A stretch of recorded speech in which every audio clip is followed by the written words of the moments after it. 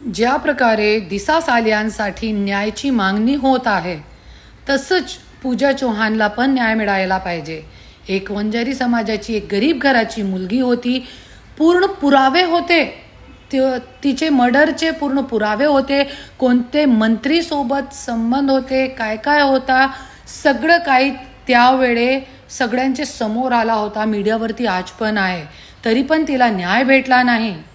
पण आज 5 वर्ष नंतर दिसा सालियांसाठी न्यायाची मागणी करत आहे. खूप चांगली गोष्ट आहे. पूजा चौहानला पण न्याय द्या.